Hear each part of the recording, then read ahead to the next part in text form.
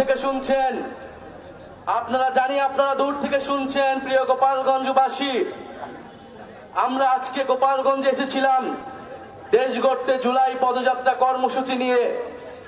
আমরা কোনো যুদ্ধের আহ্বান নিয়ে নয়, শান্তি এবং দেশ গড়ার আহ্বান নিয়ে গোপালগঞ্জে আজকে এসেছি। প্রিয় গোপালগঞ্জবাসী, আমরা গোপালগঞ্জের নাম বদলাইতে আসি নাই। আমরা এসেছি ভবিষ্যৎ বাংলাদেশে, এই নতুন বাংলাদেশে গোপালগঞ্জ মানুষের অধিকার যাতে রক্ষা করা হয় সেই প্রতিশ্রুতি দিতে। প্রিয় গোপালগঞ্জবাসী, মুজিববাদীরা আজকে বাধা দিয়েছে। গণ অভ্যুত্থানের মধ্যে আমরা বলেছিলাম বাধা দিলে বাঁধবে লড়াই, সেই লড়াইয়ে জিততে হবে এবং সেই লড়াইয়ে আমরা জিতেছিলাম। আজকে আবারও বাধা দেওয়া হয়েছে, দ্বিগুণ গতিতে এর জবাব আমরা দিব ইনশাল্লাহ।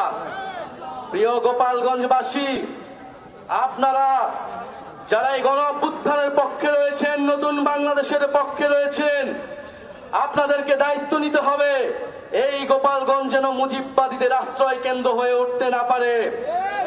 যদি পুলিশ প্রশাসন ব্যর্থ হয়, নিজেদেরকে রক্ষা করার দায়িত্ব, নিজেদের জেলার মর্যাদা রক্ষা করার দায়িত্ব, বাংলাদেশকে রক্ষা করার দায়িত্ব আমাদের নিজেদেরকেই নিতে হবে, যেরকমটা আমরা গণ অভ্যুত্থানে নিয়েছিলাম। প্রিয় গোপালগঞ্জবাসী, আমরা আজকে এতটুকুই বলতে এসেছি, গোপালগঞ্জ নামে এই বাংলাদেশে, সামনের বাংলাদেশে কোনো বৈষম্য হবে না। গোপালগঞ্জ নামেও চাকরিতে কোনো বৈষম্য আমরা সহ্য করব না, কিন্তু গোপালগঞ্জেও কোনো সন্ত্রাসীদের আস্তানা আমরা সহ্য করব না। মুজিববাদীরা মুক্তিযুদ্ধকে কলুষিত করেছে, গোপালগঞ্জকেও কলুষিত করেছে।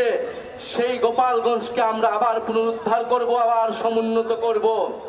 প্রিয় সংগ্রামী বন্ধুগণ, আমাদের যারা সনাতন ভাই বোনেরাও রয়েছেন, এই আওয়ামী লীগ সনাতন ভাই বোনদের জমি দখল করেছে, তাদের সাথে বেইনসাফি করেছে। আমাদের এই নতুন বাংলাদেশে আমরা সকল ধর্মের অধিকার রক্ষা করব, মান মর্যাদা রক্ষা করব। প্রিয় সংগ্রামী বন্ধুগণ, আজকে মুজিববাদীরা বাধা দিয়েছে, তাদেরকে জবাব দেওয়া হবে। আমরা যদি আজকে এখানে দাঁড়িয়ে ঘোষণা দেই, সারা বাংলাদেশ এই গোপালগঞ্জে এসে জড়ো হবে। কিন্তু আমরা সময় দিয়ে যাচ্ছি। আজকে যে বাধা দেওয়া হলো, কারা বাধা দিয়েছে, কোন সাহসে বাধা দিয়েছে, কোন সাহসে মুজিববাদীরা এখনো গোপালগঞ্জে আশ্রিত রয়েছে, কারা আশ্রয় দিয়েছে? দ্রুত সময়ের মধ্যে বিচার যদি না হয়, আমরা আবারও আসবো গোপালগঞ্জে।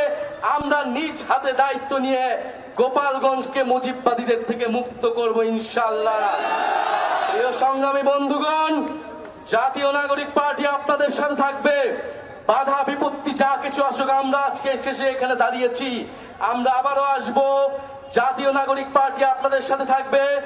মুজিববাদের কবর রচনা করে, ৭২-এর সংবিধানের কবর রচনা করে গণতান্ত্রিক বাংলাদেশ গড়ে তুলবো, এটা আপনাদের কাছে আজকে আমাদের ওয়াদা।